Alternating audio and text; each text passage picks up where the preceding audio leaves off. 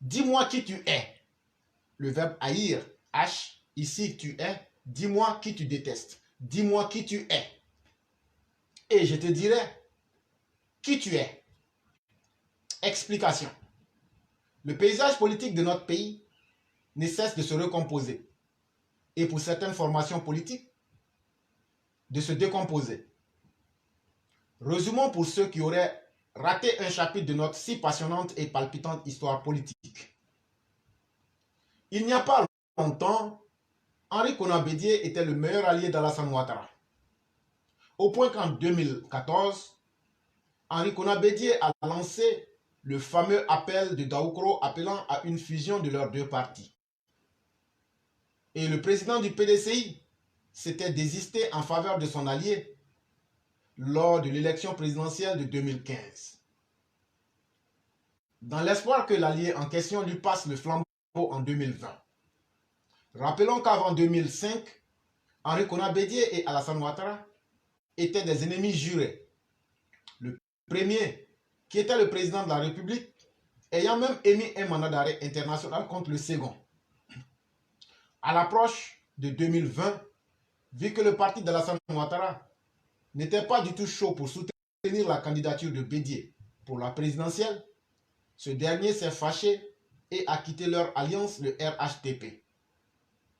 Et il a filé à Bruxelles, où se trouvait Laurent Gbagbo, qui venait de sortir de prison.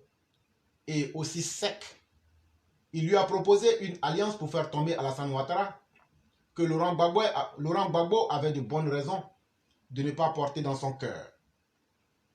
Signalons qu'avant la rupture avec Alassane Ouattara, Bédié vouait une profonde inimitié à Laurent Gbagbo, dont il disait que la place était en prison à la CPI.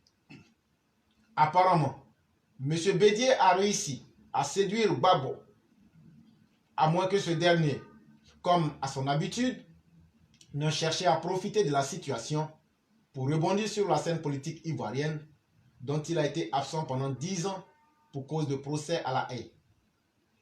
Et dès que Laurent Gbagbo est rentré, il s'est dépêché d'aller rendre visite à son nouvel ami, lequel, rappelons-le, avait dansé lorsqu'il avait réussi Guillaume Soro chez lui, à Daoukro, quand celui-ci avait eu quelques désaccords avec Alassane Ouattara avant la rupture totale. Or, on ne peut pas dire que Laurent Gbagbo porte vraiment Soro dans son cœur. Donc, Bédié était allié à Gbagbo et Soro, les deux qui se détestaient. Mais ils avaient tous en commun de haïr Alassane Ouattara. La haine, il n'y a rien de tel pour souder certains cœurs. Et puis, Laurent Gbagbo s'est séparé d'Afingessant, qui avait eu l'outrecuidance de réclamer le poste de premier vice-président de leur formation politique, le FPI, d'alors. Il a créé son parti en laissant le FPI à Afi. Il s'est séparé aussi de sa femme légitime Simone, qui, elle, est allée créer son propre parti. Il s'est aussi séparé de Blé Goudé, qui a créé lui aussi son parti. Simone et Afi étaient à l'aéroport pour accueillir Blé Goudé. Il y a quelques jours, Simone était chez Afi. Rappelons qu'il n'y a pas longtemps, Afi et Simone se détestaient bien même. Selon la rumeur, la seconde aurait giflé le premier après les accords de Lina Marcoussi. Aujourd'hui, ils sont unis dans leur haine commune de Gbagbo. Quelqu'un leur a demandé s'ils allaient faire alliance et ils ont répondu que c'est trop tôt pour évoquer la question. Mais ce n'est pas exclu. Entre-temps, Afi est en négociation très avancée avec le RHDP, le parti d'Alassane Ouattara. Si Afi est allié au RHDP et aussi à Simone, est-ce que Simone sera aussi allié au RHDP? Voilà bien la question. Si vous suivez jusque-là, entre-temps, Blé Goudé, qui était le bon petit de Gbagbo, dit qu'il ne peut même plus joindre ce dernier au téléphone.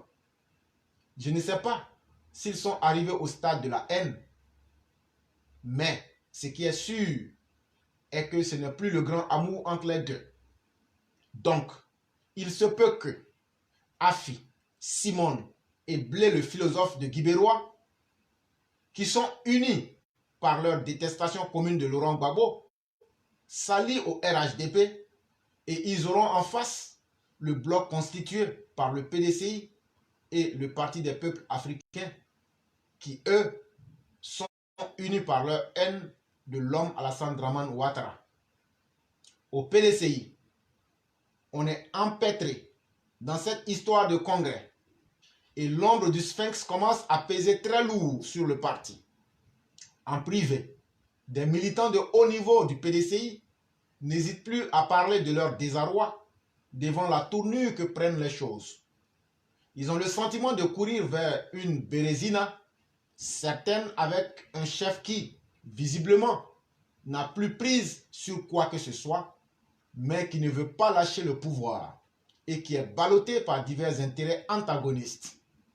Au PPACI non plus, on ne peut pas dire que ce soit le grand optimisme. L'échec de la mobilisation d'Azopé, que l'on croyait être le bastion imprégnable d'un certain Laurent Gbagbo, a douché beaucoup d'enthousiasme.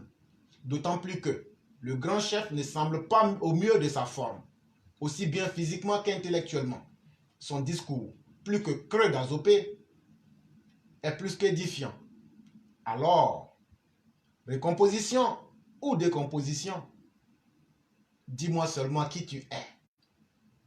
H-A-I-S. Article de Venance Conan,